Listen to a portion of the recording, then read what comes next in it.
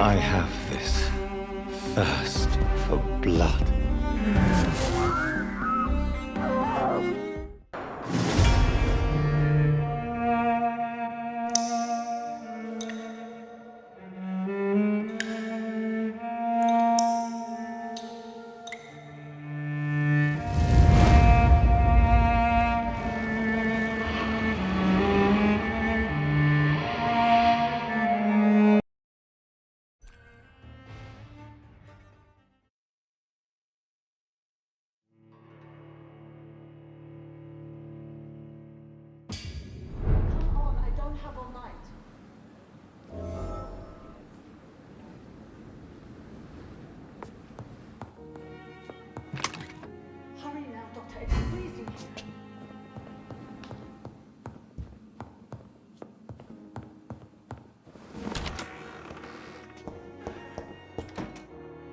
Yes, Nurse Crane? How can I help you?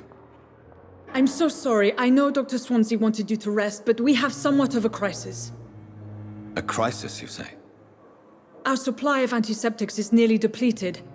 I was hoping there was another box up here, but...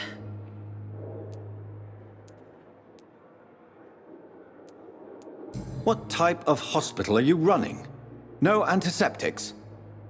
You have been away too long, Doctor. With the war and now this epidemic, supplies have been running scarce for months now. I may have a solution. In France, during the war, drugs shortage was a daily problem, and we had to use our wits to overcome the shortages. However do you mean? If combined correctly, certain household chemical products can be used in a pinch instead. Now, where's the hospital storeroom? The storeroom? Fat chance. This is the Pembroke, and space is luxury we don't have. Everything used to be stored in the Old Morgue. Perhaps I should look there first. Where is this morgue? It's the large building behind the hospital. You'll need to go in the back door because it's been sealed off for sanitary reasons. Take this key. It opens a small back entrance at the end of a narrow street. The abandoned morgue behind the hospital. A small door at the end of a narrow street. On my way then. Thank you, nurse.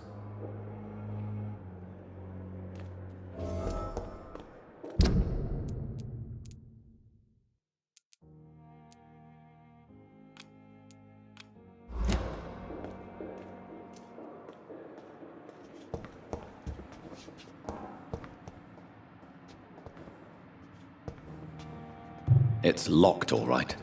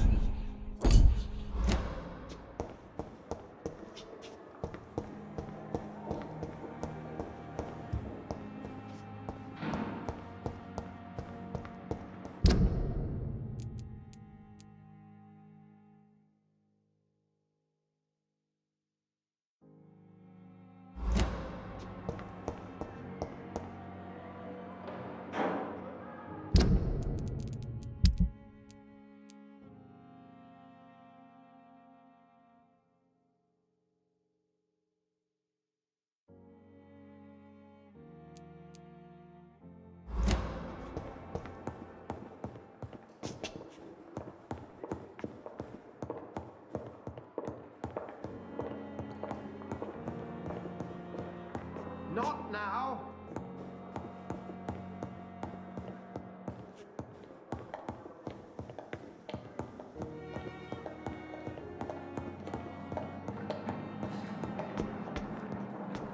Daily routine.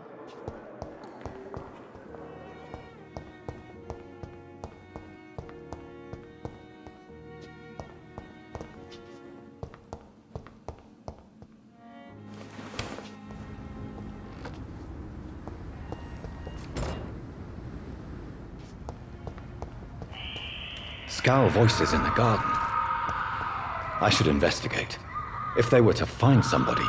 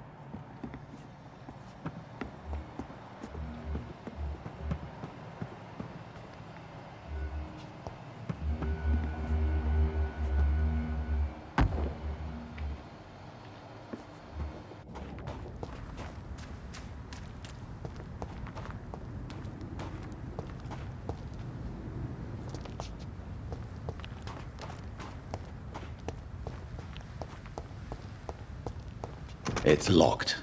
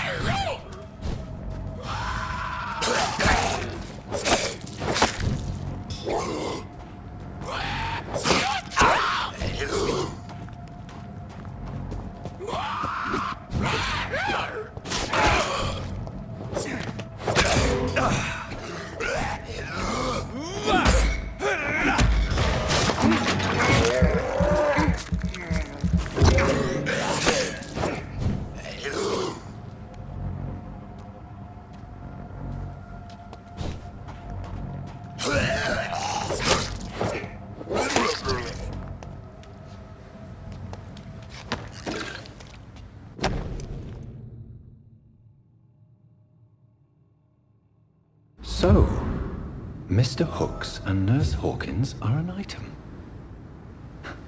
Those two have hidden their affections well.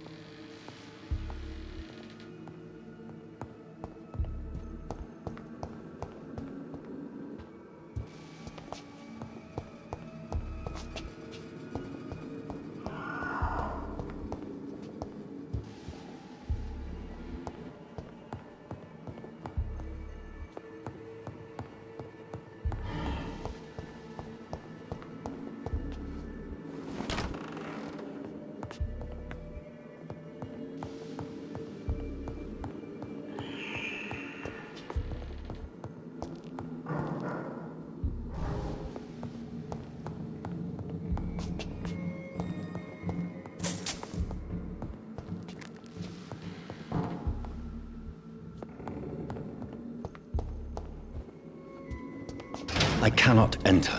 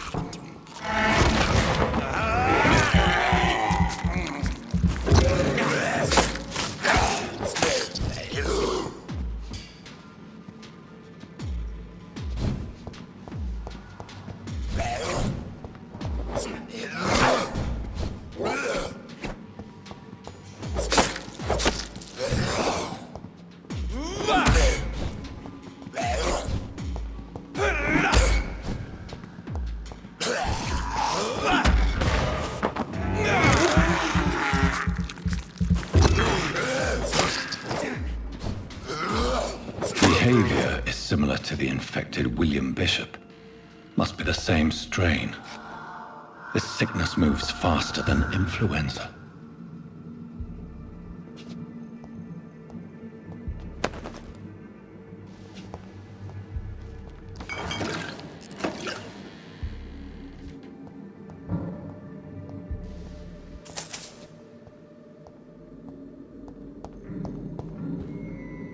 It's locked, all right.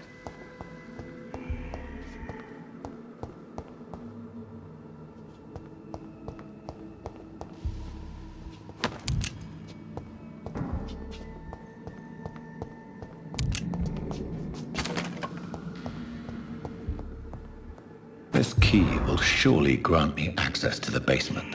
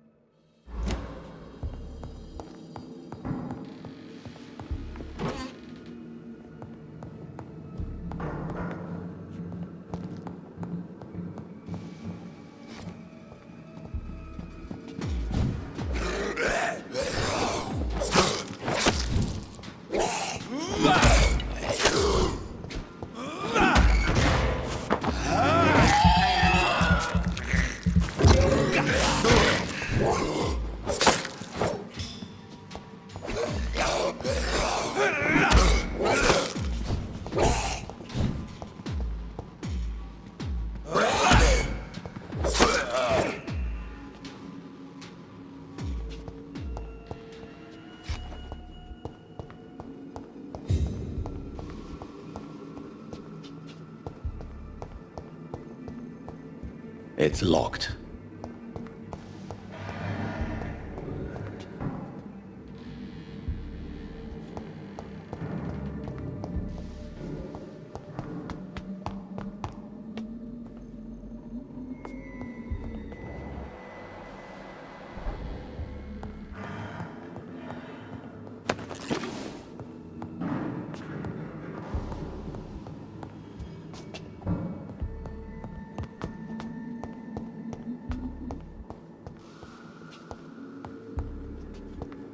Balls of Mars, fortifiers. As popular as they are ineffective. But they do contain iron tartrate, and that might prove itself useful.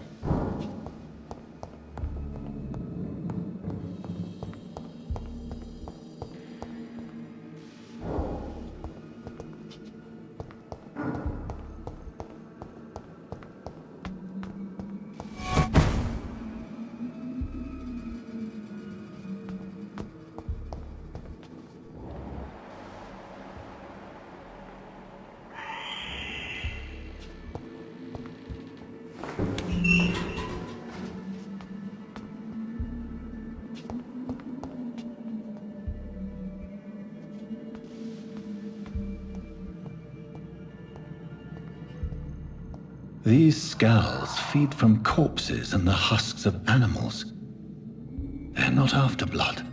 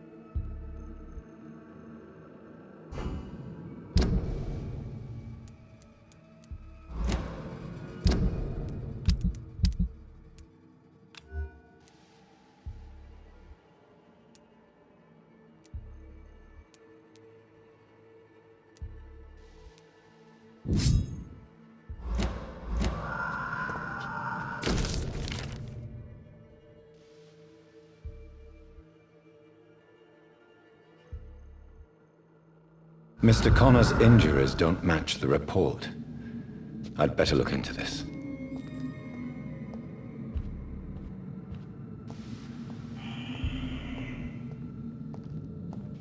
It's locked.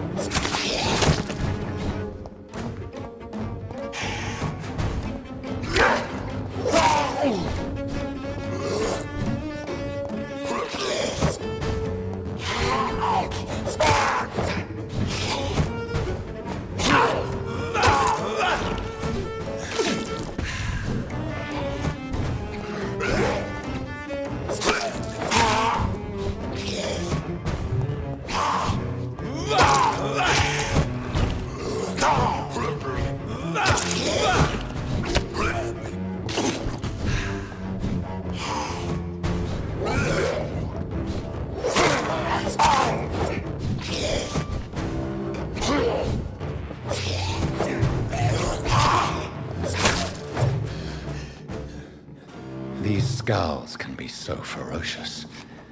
I'm not sure I can defeat them without becoming stronger. To drink blood is so tempting. Sodium hypochlorite. Dangerous to administer, but efficient in the proper dosage.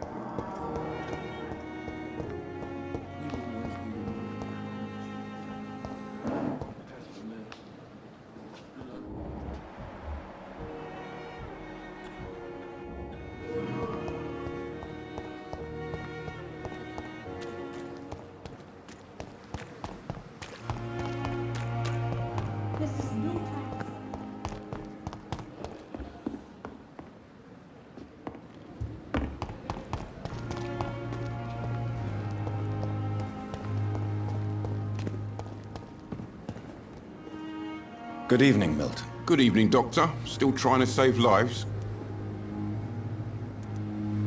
I have some good news, Milton. What? The epidemic's over? I retrieved your wallet, with all the money and a certain picture. Well, yeah, Pippa Hawkins is my girl. So what? Is it the difference of skin colour that bothers you? Not at all, Milton. Good. Please, take this money anyway. To remind you to keep your mouth shut. Not everybody is as broad-minded as you, Dr. Reid. I'd like to see your goods. Wise choice, Dr. Reid. A reliable gun is what everybody needs these days. Just a dozen years or so.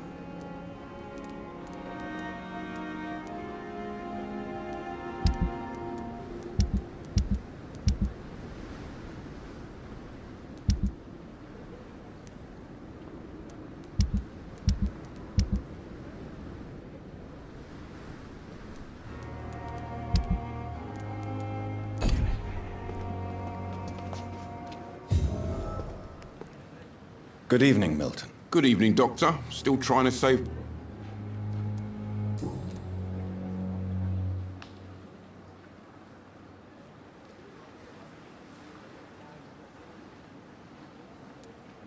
Admit it.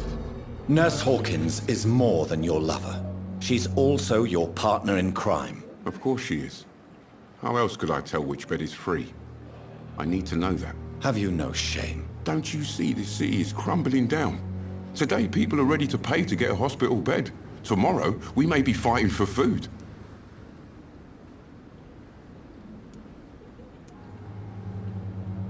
Do you know that Nurse Hawkins is thinking of leaving the hospital? That's not a surprise.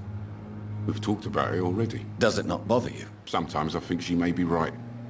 We should run away while we can. Question is, where can we go? Where is it safe? What's going on between you and Nurse Hawkins? Pippa's tired. Tired of all this shit. Tired of all those corpses piling up. She's as depressed as I am.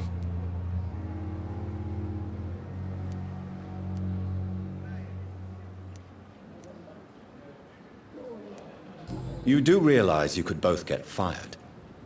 Hospital staff are not meant to have intimate relationships with one another. Come on, Dr. Reid. Do you know how many rules are broken in this hospital every day just to keep it running? There's nothing wrong with what we're doing. During the war, I witnessed a few couples just like you come together in difficult circumstances. It can be very damaging. Maybe you're right. But we support each other, and that's all that matters.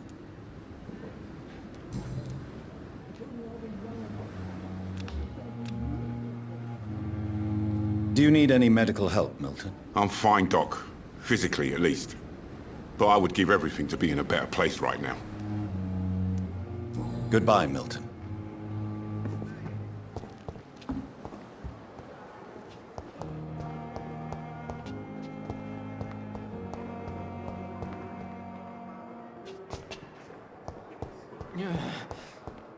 Damn.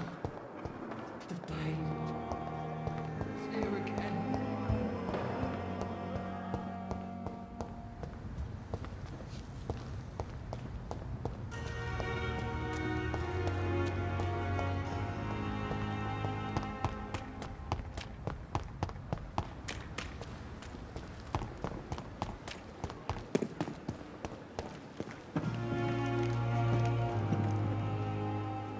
Good evening, Dr. Reid. Such a pleasure to see you again. Please show me what you have to sell. Of course. It's just trinkets and curios, really. But I'm sure they can be useful.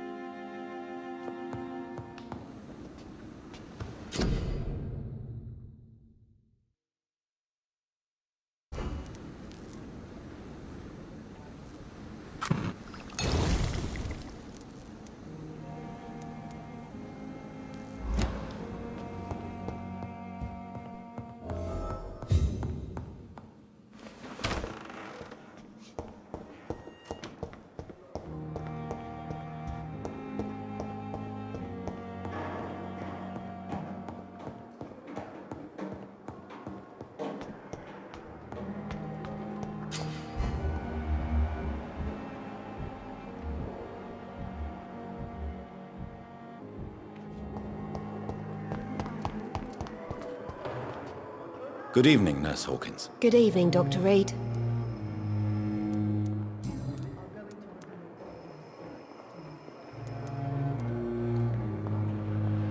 What steps are you prepared to take to feel more useful? I don't know yet.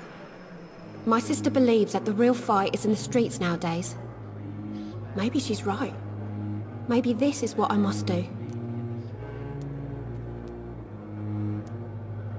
And what about Milton Hooks? Does he share your point of view? For Milton, any change means more comfort and more peace. I disagree. If you feel that saving lives is not useful enough, perhaps it means that you've lost faith. On the contrary, my faith has never been stronger. Maybe we are all just too proud to face up to the fact that science cannot compete with God.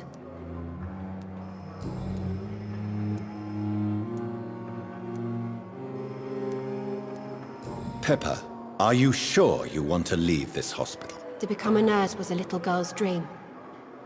But in the end, I don't feel that useful. I want more. I want to make things change. You should be proud of what you've achieved. This hospital represents hope for many people in need of help. Maybe you're right. But at the moment, I feel like we're just a cemetery waiting room.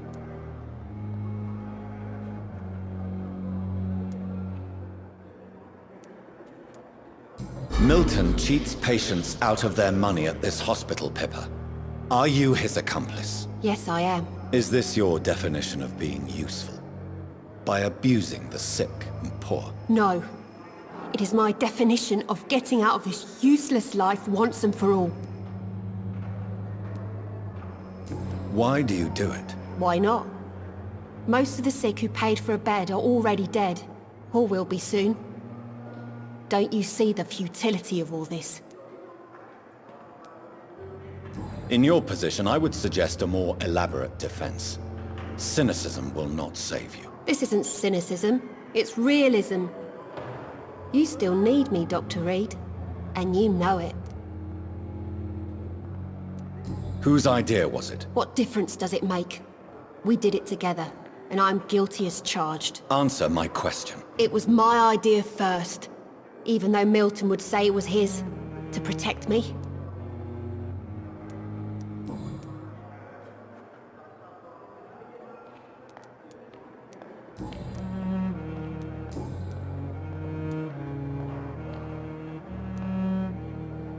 Pippa, I know you're very close to Milton Hooks. Yes, Milton Hooks is my man. If you want to report me for that, just feel free, Doctor. I have no intention of reporting you, Nurse Hawkins. But are you aware of the risks? The rules say I won't be allowed to work as a nurse anymore. But here at the Pembroke, we break rules all the time. Is he worth the risk? Hey, I'm no perfect woman, and Milton is not the finest bloke.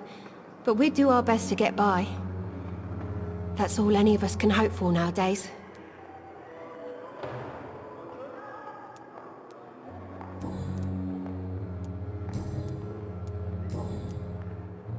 Goodbye, Nurse Hawkins.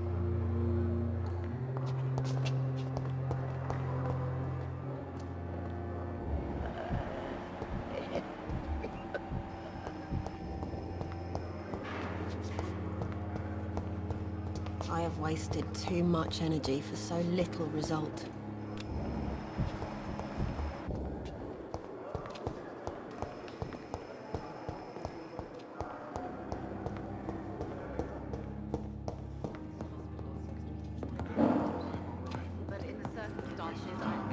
Finally, you've returned, Doctor. Did you find anything of value? Yes, Nurse. You've worked your first miracle, Doctor. Now, this patient here needs immediate treatment. Duty calls. When the storm has passed, I'll show you how to mix the remedy yourself with the same basic ingredients. Many thanks, Doctor. When you've finished, you ought to report to Dr. Swansea in his office. He's been looking for you. Seemed pressing.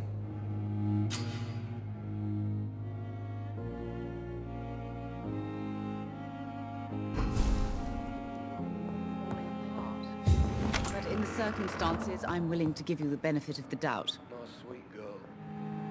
Good evening, Mr. Goswick. How are you? I'm okay.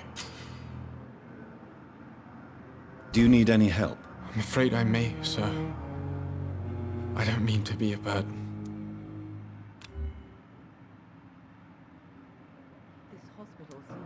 You are not a burden, sir. Healing you is my responsibility. And you have my gratitude for that.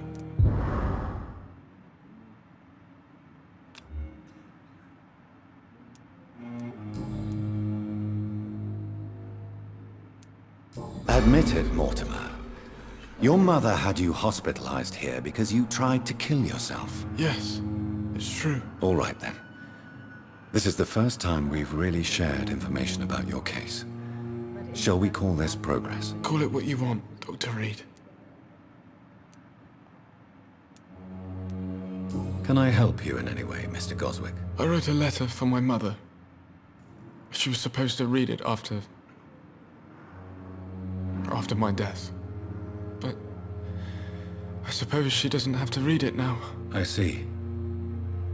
And is this letter still near the place where you tried to take your own life? Yes. And I don't want anyone reading my last words. I mean, I'm still here. If you bring me back that letter, then perhaps we'll talk. But in the circumstances, I'm willing to give you the benefit of the doubt.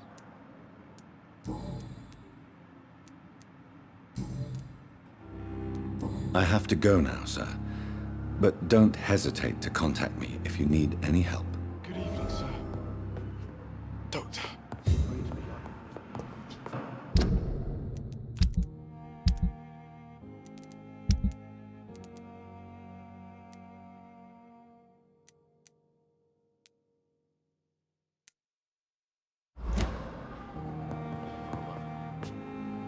Good evening, Doctor. How is my son doing?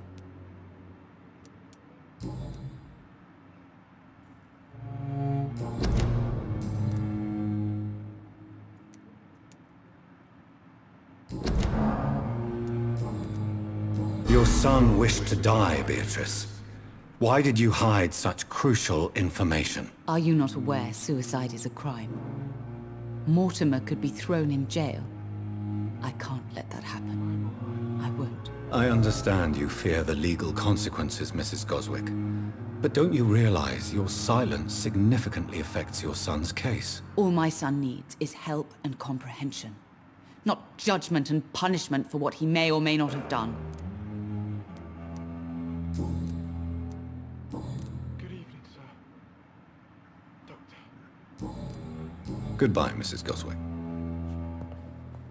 Never could keep anything from Dr. Reid. I know that Pembroke will prevail. I'll survive this.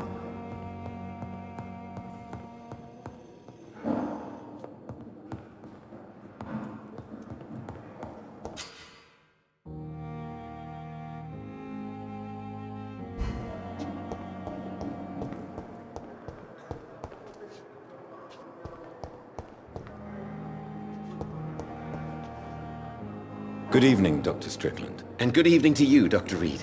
Can I be of any help?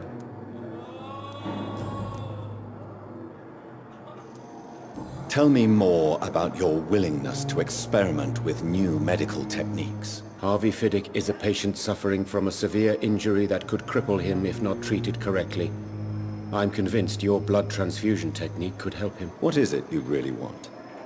To save him, or to prove your point? Fair question. I want nothing but to save my patient, Dr. Reid. Especially since I know Mr. Fiddick's story.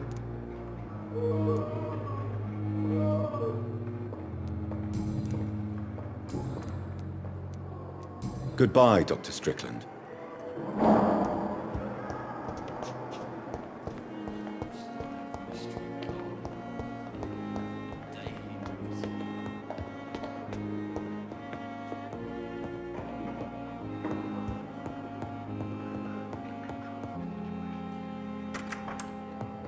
Please, Jonathan, come in. Fascinating, is it not? In the last decade, so many mysteries have been brought to light with our microscopes. The human body, biology's penultimate frontier. The more we explore its boundaries, the less we're able to trace a clear line between life and death. You, my friend, have a foot in both countries. The view must be vertiginous. It's at least as vertiginous as chatting about vampires with you, I would say. This must be all so new to you. This area of town, the hospital, a brand new life. How stimulating it must be. I wish I could share your enthusiasm, Dr. Swansea. But my condition defies scientific categorization. Undead? Unalive? Immortality defies logic. I cannot express my thrill at this serendipitous turn of events. The world's most eminent specialist in blood transfusions, a vampire. One might say a gift from heaven.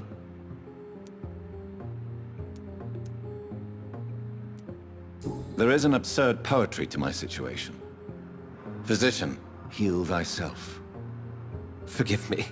I've been an admirer of your work for a long time, and now you are so much more than a brilliant physician. And please, call me Edgar.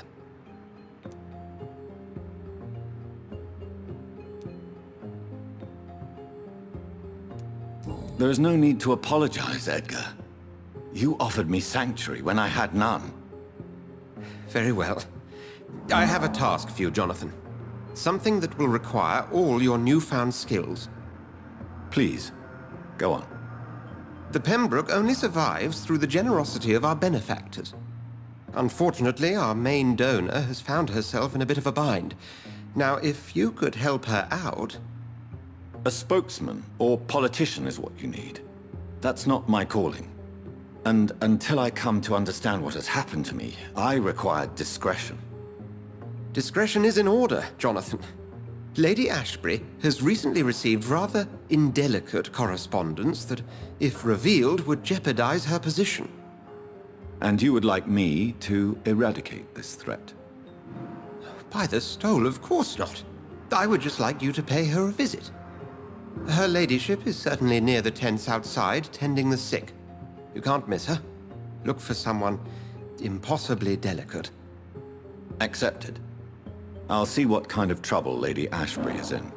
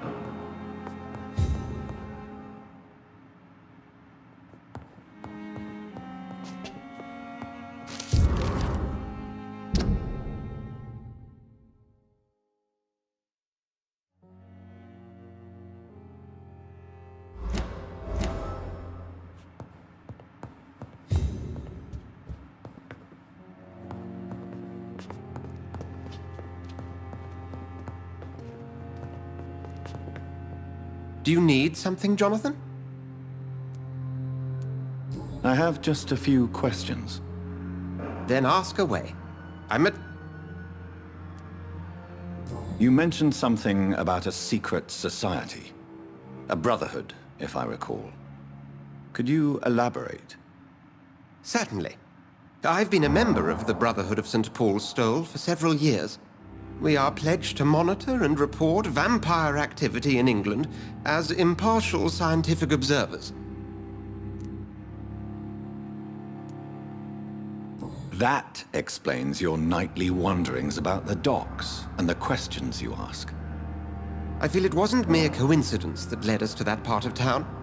There was something as yet unseen that set those chain of events in motion. The man we pursued and slew in the canning factory, William Bishop, I believe, was he a vampire? He was a Skal, technically speaking. The debate rages as to their classification. Some think them a subspecies of vampire, others something else. Just for clarity, what differences are there between myself and a Skal? A Skal is easier to eliminate, Jonathan, even if they remain formidable foes for the unprepared. Vampires... Now, vampires exist beyond the mortal realm. How do Skals come into existence? The name means slave.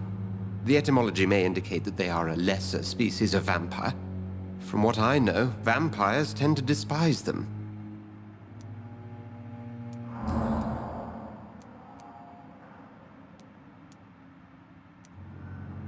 Since you seem quite the expert on vampires, what could you tell me about my condition and how it came about? As men of science, our first step is always to start with what we know. Forget the myths, the hackneyed scrawlings, and the penny dreadfuls. They do not scratch the surface of the truth you now find yourself in. The sun. The morning following my transformation. Its rays burned me. There was pain, smoke, and my skin blackened. You will find there is very little that can kill a vampire, my friend. You have been offered relative immortality. The sun will most certainly hurt you, leaving you weakened and damaged, but it will not destroy you.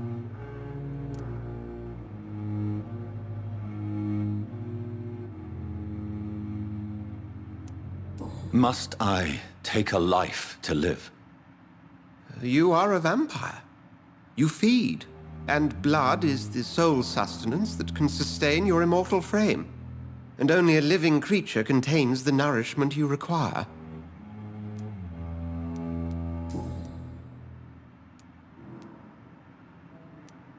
Since I'm the one working for you, what should I know about Pembroke Hospital? Well, for many years, we have been the only medical facility in this part of town that people can rely on. We support the community here, as well as provide health care. What do you expect of me? What we need is hope. You were a soldier. This is a war. This white coat's still a uniform. We fight to help the poor, the sick of the East End, the forgotten. Where do we stand today? Well, to be honest, we cope on a day-to-day basis. The first wave of the Spanish flu last summer took us by surprise. We lack many of the basic necessities needed.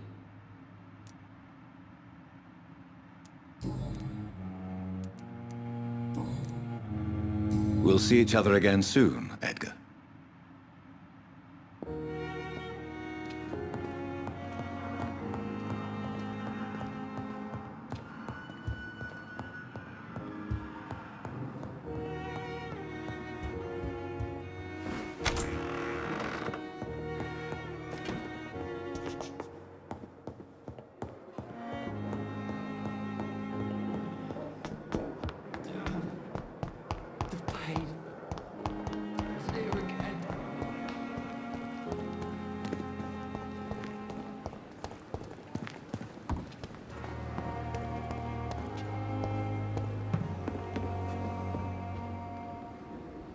The flu took my dear wife, Emily.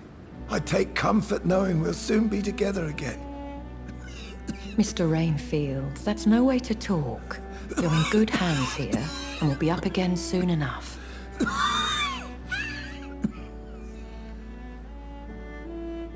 Now do me a kindness and get some sleep. I'll be back round later. Your words are kind, the blessings of an angel. You're the sweet, sweet Lady of Mercy.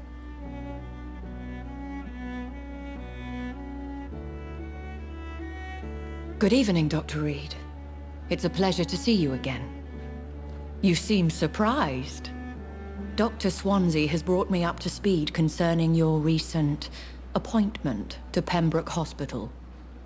You're a the lady who saved me that night, before vanishing into thin air. I remember you from the pub with Dr. Swansea. Indeed. Allow me to introduce myself formally this time. My name is Lady Ashbury. I remember you well, in spite of the brevity of our encounter.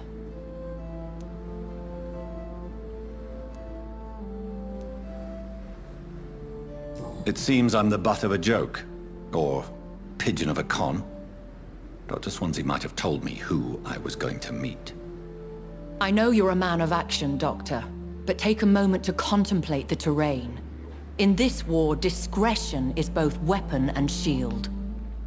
I hope you're more disposed to answer my questions now. You must have countless questions, but our rather urgent matter first. Swansea has explained. My cover, if you prefer, has been compromised.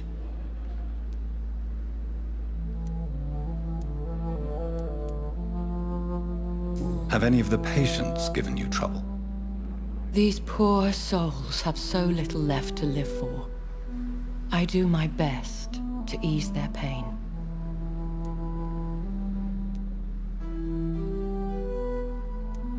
The world would be a better place if it were cared for by women like you. You make me blush. I am simply a necessary evil. Pardon my boldness, your ladyship, but I have questions concerning this condition we share. As a newborn, your hunger for answers is rivaled only by your thirst for blood. But the questions need wait. I'm a scientist. My trade is in the deciphering of mysteries, and I need information to feed my mind. I will gladly answer every question you have, but first, prove yourself capable of resolving my predicament without eating the culprit. Dr. Swansea has commissioned me to be your agent in this matter. You could start by explaining what's amiss. These past insufferable weeks, I've been the victim of extortion. I've made a first payment, but the blackmailer grows greedy. I must refuse his most recent demands.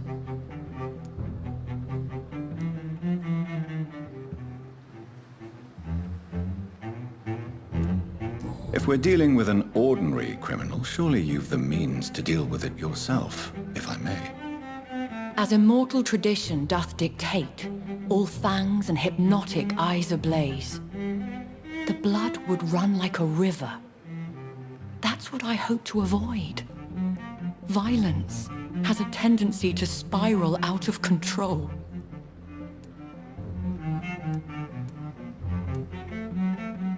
What are your expectations? Please be precise. As the newly appointed surgeon of this hospital, you are in an excellent position to ask innocent questions and deftly learn the identity of my blackmailer. Please continue. Every detail is essential. I'm your man. My embarrassment in this matter is eclipsed only by my shame at having put the hospital at risk. The threat from our anonymous scoundrel is clear. A list of dates. My visits coinciding with the dates of suspicious patient deaths due to massive blood loss. Is it true? Now aren't you the blunt one? We both are afflicted with a thirst for blood, Lady Ashbury. That is our nature. By vocation, we also have reason to visit the hospital. Logic dictates.